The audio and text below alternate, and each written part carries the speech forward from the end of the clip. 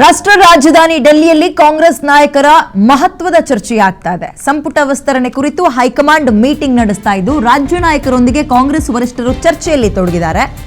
ಸಂಪುಟ ವಿಸ್ತರಣೆ ಕುರಿತು ಮಹತ್ವದ ಮಾತುಕತೆಗಳಾಗ್ತಾ ಇದೆ. ಸಭೆಯಲ್ಲಿ ಸಿಎಂ ಡಿಕೆ ಶಿವಕುಮಾರ್, ಸಿದ್ದರಾಮಯ್ಯ, ಕೆಪಿಸಿಸಿ ಅಧ್ಯಕ್ಷ ಬಿಕೆ ಹರಿಪ್ರಸಾದ್ ಕೂಡ ಭಾಗಿಯಾಗಿದ್ದಾರೆ. ಸುರ್ಜೇವಾಲಾ ಅವರ ನಿವಾಸದಲ್ಲಿ ಈಗ ನಾಯಕರು ಹೈ ವೋಲ್ಟೇಜ್ ಮೀಟಿಂಗ್ ಅನ್ನು ನಡೆಸ್ತಾ ಇದ್ದಾರೆ. ಸಚಿವ ಸಂಪುಟ ವಿಸ್ತರಣೆಗೆ ಸಂಬಂಧಪಟ್ಟಂತೆ ನಡೀತಾ ಇರುವಂತಹ ಮೇಜರ್ ಮೀಟಿಂಗ್ ಇದು, ಹೈ ವೋಲ್ಟೇಜ್ ಮೀಟಿಂಗ್. ಯಾರ ಕೈ ಮೇಲಾಗುತ್ತೆ, ಎಲೆಕ್ಷನ್ ಕ್ಯಾಬಿನೆಟ್ ಅಂತಲೂ ಕೂಡ ಇದನ್ನ ಕನ್ಸಿಡರ್ ಮಾಡಲಾಗ್ತಾ ಇದೆ.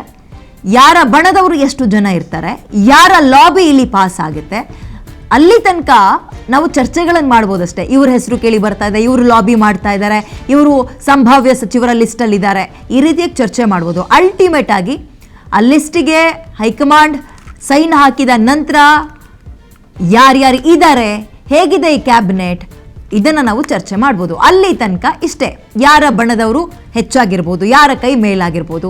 ಎಲೆಕ್ಷನ್ ಕ್ಯಾಬಿನೆಟ್ ಅಂದ್ರೆ ಯಾವೆಲ್ಲ ವಿಚಾರಗಳನ್ನು ಗಮನದಲ್ಲಿ ಇಟ್ಕೊಂಡಿದ್ದಾರೆ, ಸಮುದಾಯವಾರು, ಪ್ರಾದೇಶಿಕವಾರು, ಹೆಣ್ಮಕ್ಳಿಗೆ ಎಷ್ಟು ಪ್ರಾಶಸ್ತ್ಯ ಕೊಟ್ಟಿದ್ದಾರೆ, ಇವೆಲ್ಲವೂ ಕೂಡ ಅಲ್ಲಿ ತನಕ ನಾವು ಚರ್ಚೆ ಮಾಡ್ಬೋದು. ಸಂಭಾವ್ಯ ಸಚಿವರ ಪಟ್ಟಿಯನ್ನು ಕೂಡ ನಿಮ್ಮ PNS ವಿಸ್ತಾರದ ಸ್ಕ್ರೀನ್ನಲ್ಲಿ ಗಮನಿಸ್ತಾ ಇದ್ದೀರಿ.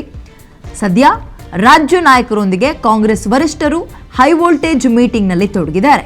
ಕೊನೆ ಹಂತದ ಕರೆಕ್ಷನ್ಸ್ ಬಹುಶಃ ಆಗ್ತಾ ಇರ್ಬೋದು.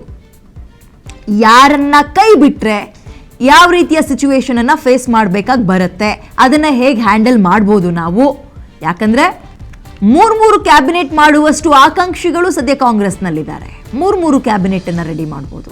ಬಟ್ ಆಯ್ಕೆ ಇರುವಂಥದ್ದು ಕೇವಲ ನಂಬರ್ಸ್ ಕಡಿಮೆ ಇರೋದ್ರಿಂದ 20, ಅದರಲ್ಲಿ ಒಂದು 17 ಅಥವಾ 18. ಯಾಕಂದರೆ ಪೂರ್ಣ ಪ್ರಮಾಣದ ಕ್ಯಾಬಿನೆಟ್ ಬಹುತೇಕ ಡೌಟೇ. ಯಾವಾಗಲೂ ಪೂರ್ಣ ಪ್ರಮಾಣದ ಕ್ಯಾಬಿನೆಟ್ ಯಾವಾಗಲೂ ಕೂಡ ಆಗೋದಿಲ್ಲ.